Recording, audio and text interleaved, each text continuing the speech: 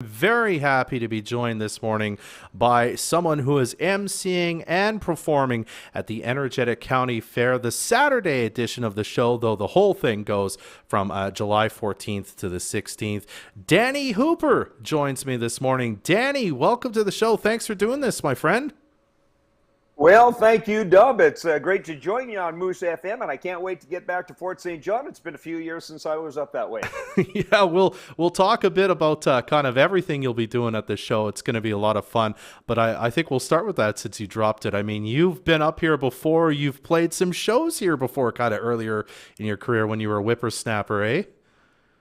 Yeah, absolutely. I'll tell you, I've been in the business a long time. I started my career officially back in 1975, believe it or not. So, in about 3 years' time, I'll be celebrating my 50th anniversary in the entertainment business. Wow. And I'm one of the things I'm really proud of is that I've been able to keep my career. I don't do a lot of music anymore.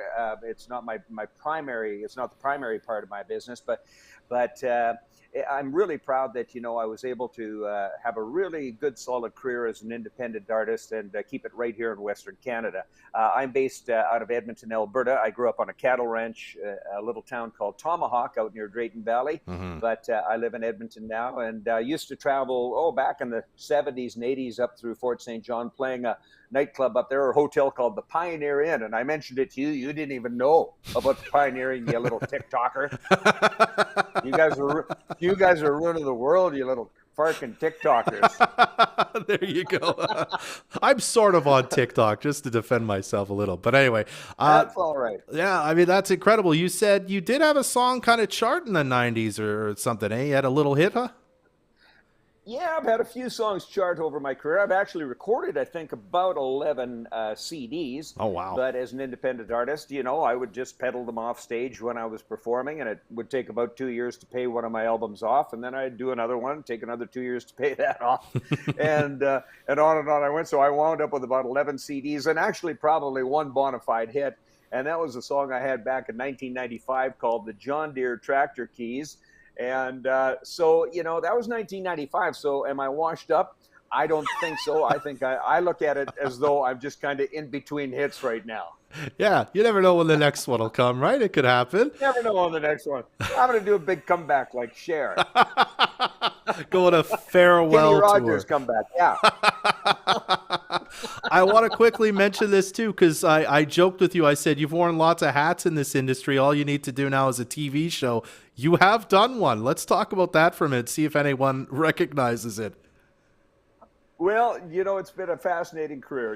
I'll just give you a quick run through. I started in 1975. I entered the first ever CFCW radio country star search. And I know that you're originally from Alberta, Deb, so you know CFCW radio. They're kind of a powerhouse station here in Alberta. And I didn't win the contest, but I was a finalist. I was the runner-up, Yeah. which was okay because the prize was a recording contract with Royalty Records. So I was in college at the time, and I was studying on my Bachelor of Commerce degree. I was going to go into law. That's what I thought I was going to do. But my folks didn't have any money to pay for my university education, so I had to fund that myself. So I had a little weekend dance band, and we'd play every weekend. And I just kind of fell in love with performing and always loved country music. I grew up in a country music home. So 1976, the album came out, my first album, and actually got nominated for a Juno Award in 1976 for Wow. Best New Male Vocalist, which was kind of cool. So that gave me the confidence to get out on the road. And for 48 to 49 weeks a year, I traveled during 1976, 7, 8, and 9 out on the road playing every little town, every bar. And back in the day, every hotel, every town had a country club or a bar that had live entertainment. So you could really make a decent living out there as a performing artist. And 1979, late 79, I was kind of burned out on the road. And so I said to my dad, I said, Edmonton doesn't have a country music nightclub. And yet wherever I'm traveling, I'm playing some really cool places like the Ranchman's in Calgary, the Pump in Regina, the Barquet in Saskatoon. So Dad and I opened our own country nightclub. It was called Danny Hooper's Stockyard. We opened late 1979, November. And by January or February the next year, we were almost broke. But thank goodness a movie came out in 1980 called The Urban Cowboy, and all of a sudden overnight everybody got into country music, and fortunately we were the only guys in the business at the time. Mm-hmm. So our nightclub took off, and over the 6 years that we were open, Merle Haggard played there, Tammy Wynette, Tom T. Hall, Gene Wow. Watson, Farron Young, Ferlin Husky, Sleep at the Wheel, Ian Tyson, Freddie Fender, Johnny Paycheck. So here I am, I'm a 22-year-old kid, 22, 23, and we got all these big stars coming to play our nightclub, and I got to rub shoulders with all of those people. And without exception, my dad was really smart. He managed my early career, and he said, you know what, look at these people. Why do you think they're coming all the way up to Edmonton in the middle of the winter, February, March, to play a 250-seat nightclub? Well, you know, without exception, it was they had money problems, or a lot of them were mixed up with booze and drugs and stuff. And it was a good lesson for me. And Dad said, don't ever think that you have to leave Alberta here to have a good music career. Don't think you have to go to Nashville. I'm glad I never did make that move. I stayed home, and I've had a pretty solid career. But when the nightclub finally did go broke in 1986, so I swung over, got into the real estate business, then got into the fundraising auctioneering business, corporate MC work, and we did a TV show. I did 6 episodes of a show for CMT back in about 2000, a country comedy show called the Barn Satellite Network. But it was a short-lived venture. But nonetheless, I have done a TV show as well. So, Man, I'm gonna have to Google that after. It sounds so familiar. That was right when I used to watch CMT all the time. So I wonder if I saw it. yeah. I do want to quickly get to this. Of course, you're gonna be playing and emceeing at the Energetic County Fair. We'll talk about that again in a second. But if nobody recognizes you for all the other things you've talked about so far, certainly they'll know you as the MC for forever, really, of the Big Valley Jamboree, because I know plenty of people around here who've gone to that. Tell us about that gig. I mean, you're getting close to 30 years doing that now, haven't you?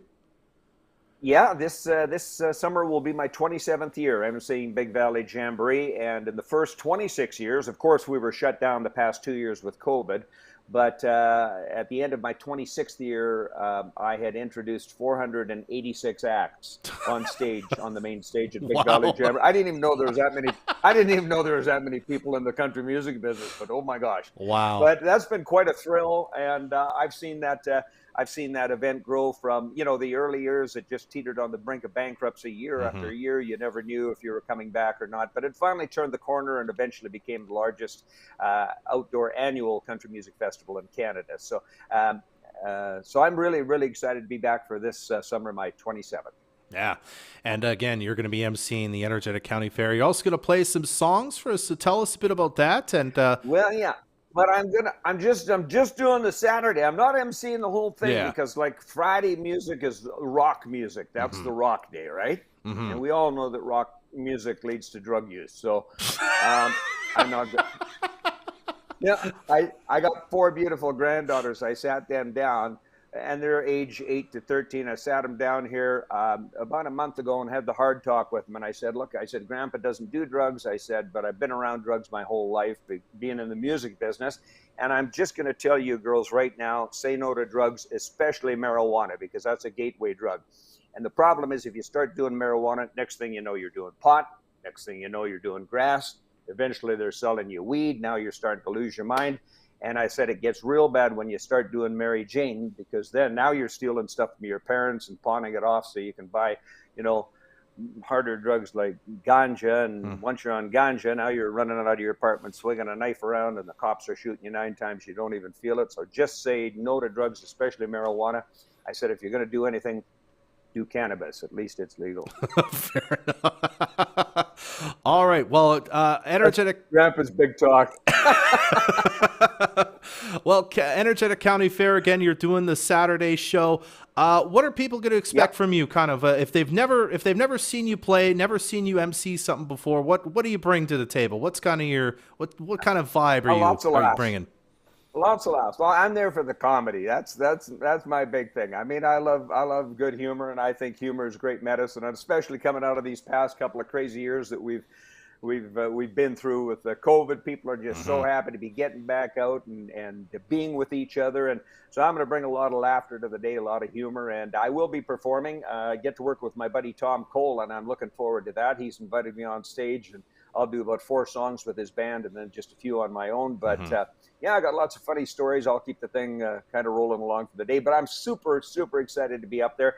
And I just want to do a shout out to Dale and his team there for taking this on, because this, doing an outdoor music festival is a high risk venture, and I just really applaud him. He's doing it because he's passionate about music. He's just passionate about people having a good time, and he's got an unbelievable lineup. Like, for a first year event, I couldn't believe the Mm-hmm. lineup, and so I'm just really excited to get up there and support the community. And I hope everybody comes out and just enjoys the weekend. That's what it's all about. So.